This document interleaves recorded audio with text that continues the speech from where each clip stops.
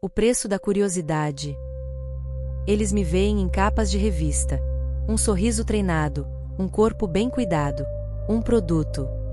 Mas ninguém imagina que, naquela noite, o universo piscou para mim. E eu pisquei de volta. Se você está ouvindo isso agora, é porque eu falhei em algo muito simples: fingir que nada aconteceu. Durante muito tempo eu tentei acreditar que tudo não passou de um surto, uma alucinação da minha mente cansada. Mas a verdade é que algumas perguntas não surgem do nada. Elas são empurradas para você. E quando isso acontece, ou você olha para o abismo e ele retribui, ou passa o resto da vida fingindo que nunca ouviu. Para o mundo lá fora, eu era só a Elara. Uma modelo freelancer. 27 anos. Aparentemente no auge da beleza física. Um corpo esbelto, postura confiante, um rosto fácil de admirar, e mais fácil ainda de subestimar. Desde muito nova eu sabia como usar isso ao meu favor. Afinal, minha beleza pagava as contas. O aluguel, o apartamento, jantares caros, o relógio no pulso que fazia as pessoas me levarem a sério. Mas por baixo de toda essa superficialidade havia uma conta que nunca fechava. Enquanto os fotógrafos ajustavam as luzes e os elogios vinham automáticos, a minha mente estava em outro lugar. Sempre esteve. Eu não pensava em curtidas ou em contratos. Pensava na expansão do universo, na taxa de Hubble, na ideia incômoda de que essa realidade talvez não fosse a única. Eu era formada em astrofísica e isso era quase um segredo vergonhoso. Quando eu falava sobre o multiverso, realidades paralelas coexistindo ao mesmo tempo, as pessoas sorriam. Algumas riam de mim, outras cochichavam. Ela é linda, mas é meio doida. Eu escutava, mas não recuava. A luta silenciosa. Apesar da nítida confiança externa, eu travava batalhas todos os dias. Me cobrava, me questionava, sentia que nunca era suficiente. No fundo, eu acreditava que não merecia o que tinha, o conforto, as oportunidades, e muito menos as pessoas que eu amava.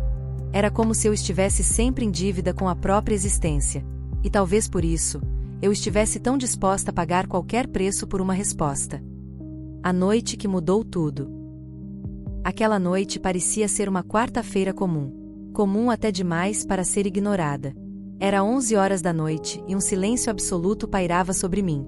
Eu estava sozinha na cozinha do meu apartamento sob uma luz artificial suave, mastigava lentamente algumas fatias de mamão. E até então nenhuma notificação, música, nenhuma distração. O mundo parecia suspenso. E foi então que pensei, como se estivesse narrando o próprio filme da minha vida. Sabe aquele momento em que tudo para, e você se pergunta o que está fazendo da sua vida? Você está satisfeita com quem se tornou, com onde está, e com o que está fazendo? Reflexões simples, assustadoramente simples, e para mim, ensurdecedoras. Naquela noite, eu ainda não sabia, mas hoje eu sei, que algumas perguntas não são exclusivamente suas. Elas são semeadas. O celular toca. À meia-noite em ponto, o celular vibrou sobre a bancada. Uma mensagem do meu agente. Marcos, curta, profissional e completamente insana. Elara, surgiu um trabalho urgente. A modelo passou mal e foi parar no hospital. São $15 mil por 2 horas. Locação, Centro de Pesquisas desativado Alfa 6. Contato, Doutora V. Responda agora. $15 mil. Por 2 horas. O valor era indecente. E a proposta, pior ainda. Centro de Pesquisas desativado Alfa 6. Nada naquela mensagem soava normal, mas ainda assim eu aceitei. Não só porque eu precisava pagar as contas, mas porque precisava pagar a minha dúvida. Era uma prova de fogo e se eu fosse até o fim, talvez, só talvez, eu finalmente pudesse me sentir digna de alguma coisa. Me arrumei como quem vai para um encontro casual. Camisa simples, calça escura, casaco preto e botas. Minha roupa de guerra. O Marcos disse que seria fácil, mas a facilidade nunca rende $15 mil. Quando cheguei ao Centro de Pesquisas Alfa 6, era noite e meia e eu ri de nervosa.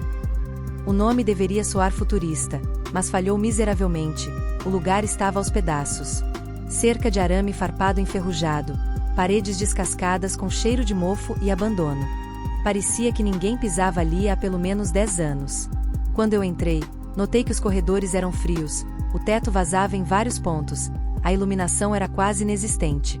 O único som eram os meus passos. Nenhuma equipe, câmera ou algum sinal de sessão de fotos. Nada. A desconfiança.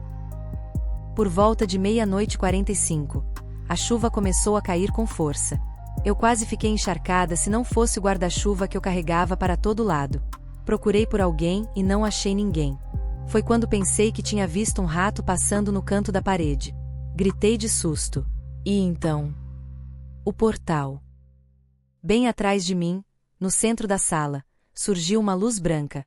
Não era sólida, não tinha bordas, era como se fosse água em movimento, ondulante, viva. Uma anomalia perfeita, algo saído diretamente das minhas teorias mais absurdas sobre buracos de minhoca. E antes que eu pudesse reagir, eu senti. Não era vento, era atração. Uma força silenciosa e esmagadora como a gravidade. O portal veio até mim e me atravessou. Foi rápido, frio, com um gosto metálico no ar, como ozônio queimado.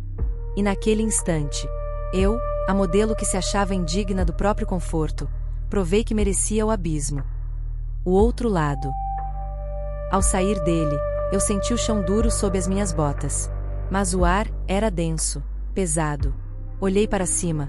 O céu era de um tom roxo avermelhado que não existe na nossa atmosfera. O horizonte parecia errado. Havia estrondos distantes, sons próximos demais. Cenários que não deveriam coexistir. O infinito me deu as boas-vindas. Naquele momento, eu ainda não sabia onde estava, ou quem estava me observando. Mas sabia de uma coisa. Depois daquela noite, nada mais seria comum. E algumas curiosidades cobram um preço que você só entende quando já é tarde demais. Você acha que eu atravessei um portal? Ou que o portal me escolheu?